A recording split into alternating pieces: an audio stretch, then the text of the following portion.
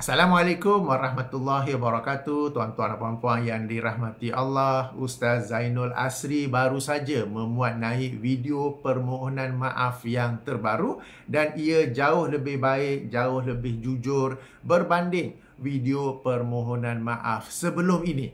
Beliau bukan sahaja meminta maaf dalam isu roh yang boleh berpindah-pindah tubuh badan, tetapi juga meminta maaf akan apa-apa ajaran beliau sebelum ini yang menyelisihi Al-Quran dan As-Sunnah.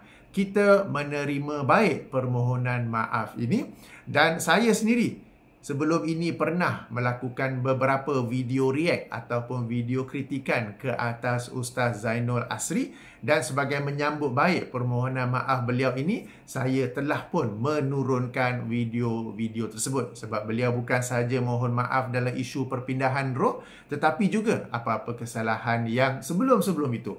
Maka saya menyambut baik dan saya pun telah menurun video-video saya yang pernah mengkritik beliau sebelum ini. Okay, beliau juga menerangkan bahawa akan pergi menunaikan haji tahun ini. Sama-samalah kita doakan agar beliau selamat pergi, selamat balik dan memperolehi haji yang mabrur. Pada waktu yang sama, tidak ketinggalan, tidak dilupakan, kita juga mengucapkan terima kasih kepada Jabatan Hal Ehwal Islam, Jabatan Hal Ehwal Agama Islam Negeri Kedah, khasnya Datuk Syekh Ismi Anwar yang telah memainkan peranan yang aktif dalam perkara ini. Inilah yang sebenarnya kita kehendaki. Inilah sebenarnya yang kita inginkan daripada jabatan-jabatan agama agar mereka memantau dan jika terbukti ada sesuatu yang menyelisihi ajaran daripada Al-Quran dan As-Sunnah, mereka memanggil penceramah terbabit dan berbincang, dan berbincang. Satu poin lagi saya nak tambah. Bukanlah satu poin, beberapa poin ya. Jadi beberapa ustaz lain ada juga memberi ulasan tentang permohonan maaf Ustaz Zainul Asri ini.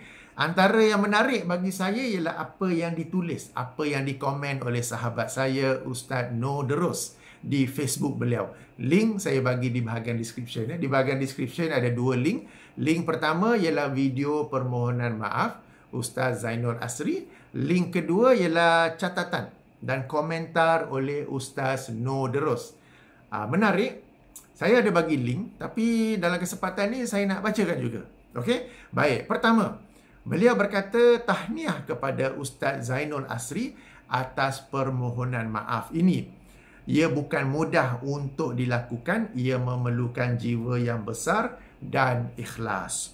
Semoga ia tidak berulang. Namun jangan bimbang. Kalau diulang, akan ada yang kritik dan hadang insya-Allah. Dan hadangan serta kritikan itu adalah rahmat. Kalau kita lihat dari sudut yang positif, kritikan-kritikan itu sebenarnya adalah rahmat ya. Kerana dengan kritikan tersebutlah kita dapat belajar perkara-perkara yang baru, kita dapat membetulkan kesilapan andai benar tersilap. Jadi kalau kita lihat dari sudut yang positif, memang ia adalah satu rahmat. Poin kedua, kepada netizen, teruskan menegur dan beri tekanan kepada para ustaz dan ustazah yang ada menyampaikan ajaran yang pelik-pelik supaya kembali kepada Al-Quran dan As-Sunnah dengan kefahaman ulama yang muktabar.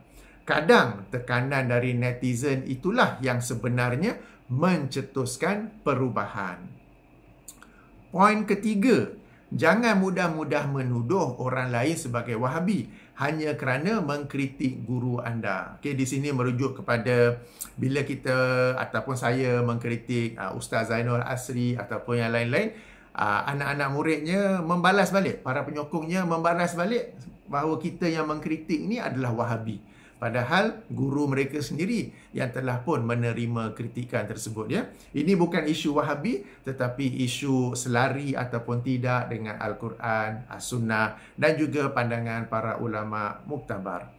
Poin keempat, untuk kurangkan kesilapan dalam pengajaran, asatizah, yakni ustaz-ustaz, ustazah-ustazah, patut kurangkan isu petua-petua, ajaran atau amalan orang dulu-dulu. Umat ingin faham wahyu, bukan amalan masyarakat.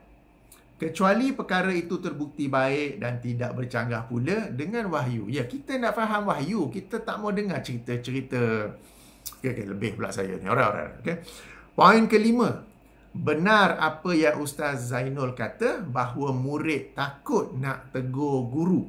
Artinya Ustaz Zainul Asri bila bercakap, di depannya ada murid-murid tetapi mereka tak nak tegur.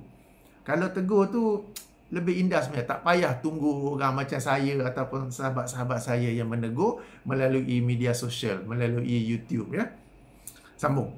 Okay, nak buang takut ini, para asatizah mestilah bangkitkan minda kritikal murid dan mesti ingatkan akan kemuliaan akal manusia selalu dan kepentingan memperluaskan belajar dengan banyak guru dan banyak baca. Ini poin yang penting, ya. Guru mestilah mengajar murid untuk menjadi critical thinking. Guru mesti berani bagi sumber untuk murid pun cross check, tabayun, dan kemudian boleh bangkitkan, lain ni.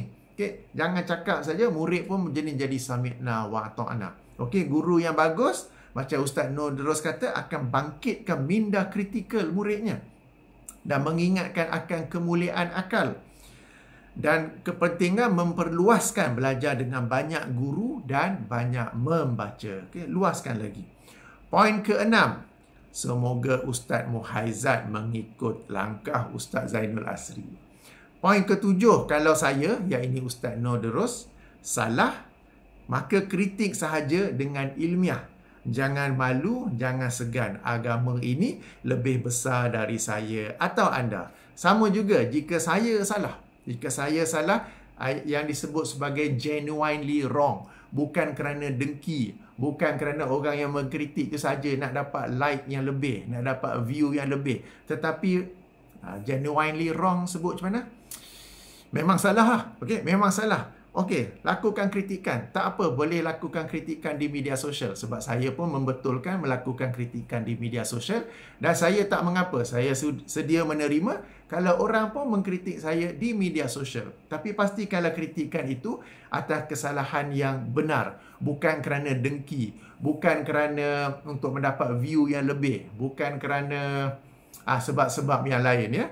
Okey, seperti mana yang Ustaz Nordros kata, jangan malu, jangan segan. Agama ini lebih besar daripada saya atau anda. Ya, jadi bagi saya, poin-poin yang dikemukakan oleh Ustaz Nordros ini memang bagus. Sebab itulah saya dah bagi link. Tapi saya pun nak bacakan juga, nak kongsikan juga melalui video ini. Baik, itu saja yang ingin saya sampaikan. Moga-moga bermanfaat kepada semua. Subhanakallahumma wa bihamdika. Asyhadu an la ilaha illa anta astaghfiruka wa atubu ilaika. Assalamualaikum warahmatullahi wabarakatuh.